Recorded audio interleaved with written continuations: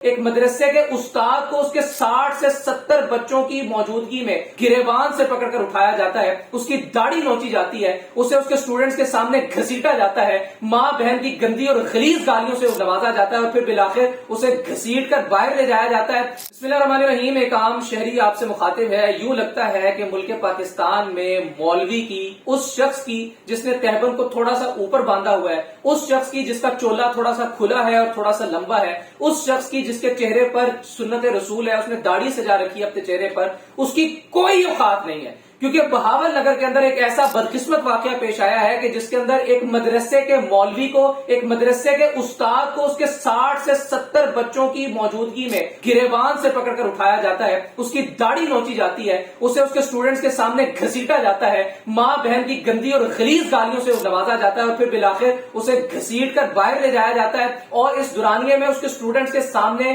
اس قاری کو پائپوں کے ساتھ مارا جاتا ہے، تشدد کیا جاتا ہے، بیچ بچاؤ کراتے ہیں ارد گرد کے آ کر قاری، اور پھر اس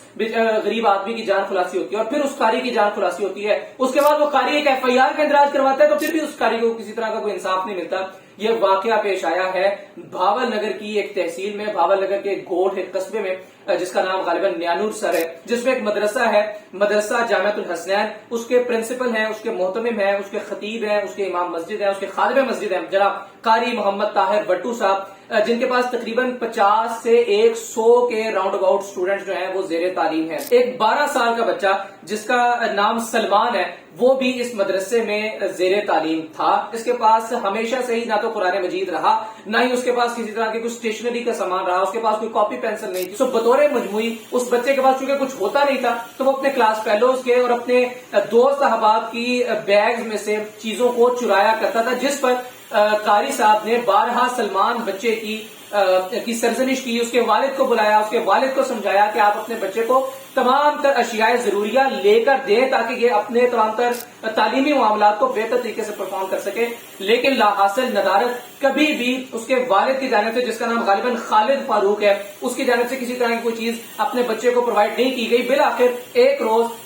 اس بچے کو واپس بھجوا دیا گیا مدرسے، وہ بچہ پڑھنے کے لیے آیا اور قاری صاحب نے اسے یہ کہہ کر واپس بھیج دیا کہ بیٹا جاؤ اور اپنے گھر سے جا کر تمام تر اشیاء ضروریہ لے کر آؤ، پھر یہاں پر آپ بیٹھ کر پڑھو گے۔ اب ہوتا کیا ہے، ایک جو FIR کا اندراج کروایا گیا قاری محمد طاہر بٹو صاحب کی جانب سے، اس میں انہوں نے بتایا کہ بچہ چوری کا عادی تھا، اسے بارہا اس بات پر سرزنش کی گئی، اس کے والد کو بلایا گیا، اس کے والد کو سمجھایا گیا، اس کے والد کو یہ ہدایت کی گئی، یہ گزارش کی گئی، یہ عرضی گزاری گئی کہ جناب آپ اپنے بچے کو ان تمام تر اشیاء ضروریہ لے کر دیں تاکہ اس کے پاس موجود ہوں۔ اس کے پاس قرآن مجید ہوتا تھا، نہ ہی کاپی پینسل ہوتی تھی، کافی مرتبہ سمجھایا گیا مگر لا حاصل۔ اس کے بعد ایک روز 26 تاریخ 8واں مہینہ سال 2024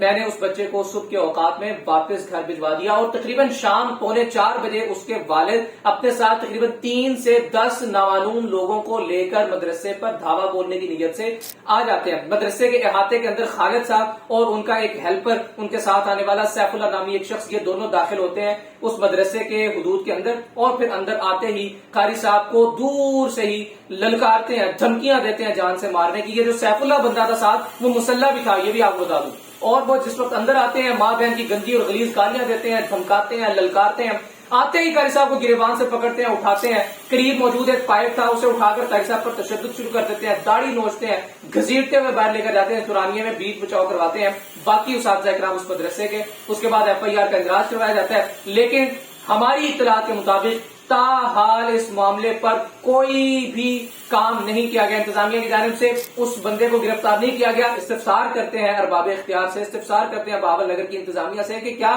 ہم اتنے نااہل ہیں، کیا ہم پرتعیش دفاتر میں بیٹھ بیٹھ کر اتنے سست ہو چکے ہیں کہ ہمیں پتہ ہی کوئی نہیں ہے، ہم اپنے اختیارات کے بدمست ہاتھی پر سوار ایک ایسے ناسور بن چکے ہیں اس معاشرے کے لیے کہ کسی مولوی کی عزت جائے، کسی غریب کی عزت جائے، ہمیں کوئی پرواہ نہیں ہے۔ پرواہ تب ہے کہ جب کوئی مالدار آدمی اٹھایا جاتا ہے، پرواہ تب ہے کہ جب کوئی امیر آدمی، جب کوئی بااثر آدمی یا تو کوئی گناہ کر لیتا ہے یا اس سے کوئی گناہ ہو جاتا ہے یا اس کے ساتھ کوئی زیادتی ہو جاتی ہے، پھر ہم سب نے بطور مجموعی حرکت میں آنا ہے۔ اور میں علا وجہ البصیرت یہ کہتا ہوں کہ شاید اس چیز کا جو انجام ہے، اس چیز کا جو نتیجہ ہے وہ صلح و صفائی کی جانب نکلے گا، اس چیز کا جو انجام اور نتیجہ ہے وہ شاید معافی تلافی کی جانب نکلے گا۔ وہ شخص جو ہے وہ قاری صاحب سے معافی مانگ لے گا اور قاری صاحب